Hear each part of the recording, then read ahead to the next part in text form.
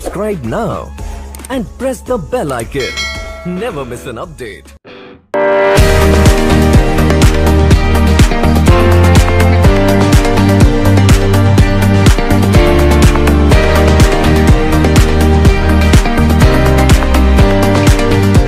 రాజకీయ ప్రస్థానంలో ఇన్ని పార్టీలు మారడం మీ యొక్క విశ్వసనీయతను ప్రజల్లో దెబ్బతీయదా? పార్టీల్లో ఉండే పరిస్థితులను బట్టి మారాం, కానీ మా విశ్వసనీయత అంటే ఈ రాజకీయాన్ని అడ్డం పెట్టుకుని మేమేం సంపాదించుకోవాలా. పార్టీల మీద వ్యతిరేకతతో పుట్టిన పార్టీలు వాళ్ళ పార్టీలన్నీ కలిసిపోతున్నాయి. దానికి ఏం చేస్తాం? అది మరి విశ్వసనీయతకి ఏ రకమైన నిర్వచనం వస్తుంది? అంటే తెలుగుదేశం కాంగ్రెస్ పొత్తు గురించి మీరు మాట్లాడుతున్నారు. ఆఫ్ కోర్స్ తెలుగుదేశం కాంగ్రెస్ అవ్వచ్చు,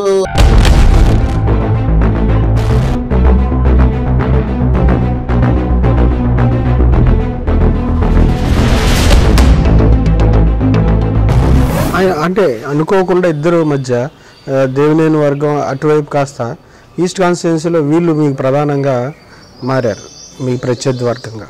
ఆయనకి మీకు మధ్య ఎట్లాంటి రేపం ఉండేది? కొన్ని సందర్భాల్లో మేయర్ విషయంలో కావచ్చు, ఇంకా వేరే విషయాల్లో కావచ్చు, అందరినీ మిమ్మల్ని డౌన్ చేయడానికి ట్రై చేశారని అంటారు. అది ఎంతవరకు నిజం? ఇప్పుడు ఆ చేసేదే క్షుద్ర రాజకీయం. వాళ్ళకి ఆ రాజకీయాలకు అలవాటు పడి అక్కడ ఇంకెవరూ ఉండకూడదు, మాకు ఇక్కడ ఇంకొకరిని పెరగనివ్వకూడదు, ఇంకొక పార్టీలో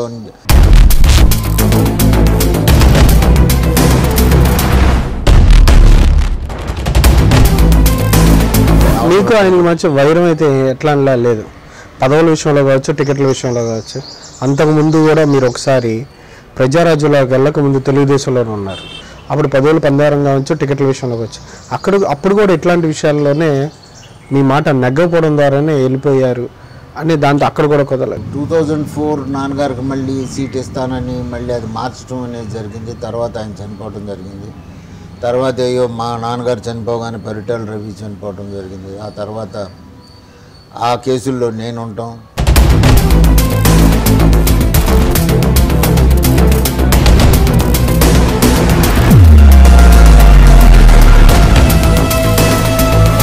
ఆ 2004, 2014 తర్వాత కూడా ఇది జరిగింది. ఇన్ని అనుభవాలను మీరు దృష్టిలో పెట్టుకొని జగన్ గారి దగ్గరికి వెళ్ళేటప్పుడు మరి ఏ రకమైనటువంటి హామీ తీసుకున్నారు? అదే చెప్పారు మరి. అందుకంటే ఇక రిటర్న్గా అగ్రిమెంట్లోనూ అంటే మీకే అని చెప్పారా? చెప్పారు. ఆయన పిలిపించి మీకే అని చెప్పడం జరిగిందా? సమన్వయకర్తగా కూడా ఇచ్చారు. అంటే మీకు నమ్మకం ఉందా మరి?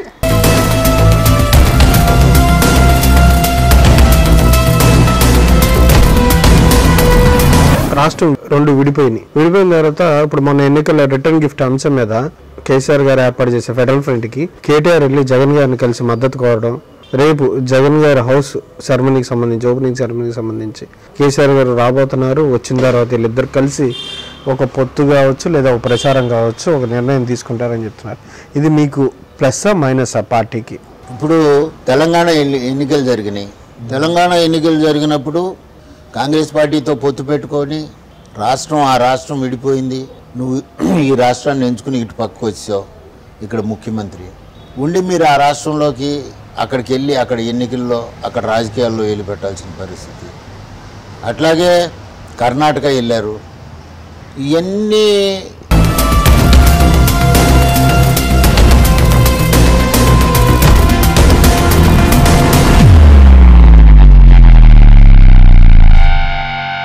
మీరు చేసే ఆరోపణ ఇక్కడ నుంచి నీళ్ళు ఇవ్వకుండా అటు మళ్ళీ ఇచ్చారంటారా? కృష్ణా, గుంటూరు, ప్రకాశం జిల్లా, గోదావరి జిల్లాల్లో ఉన్న ప్రజలని మోసం చేసి మభ్యపెట్టాడు అంతే. అంటే పైనుంచి వాటర్ రావట్లేదని చెప్పారని లాస్ట్ టైం రాలా. మాకు 900 TMCలు అక్కడ రిజర్వాయర్లలో ఉండే 2 రిజర్వాయర్లలో.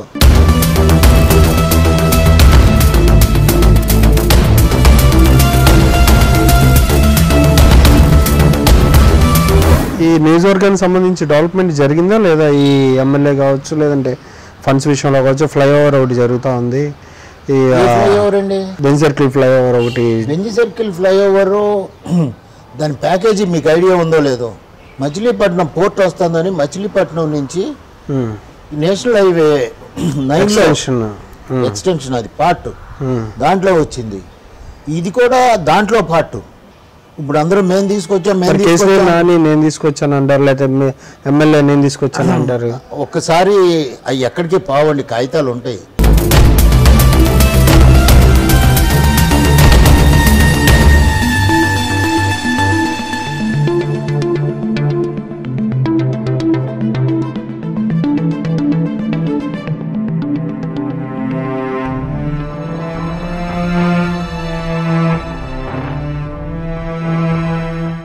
Don't forget to subscribe our YouTube channel ET Unlimited for more fun and entertainment.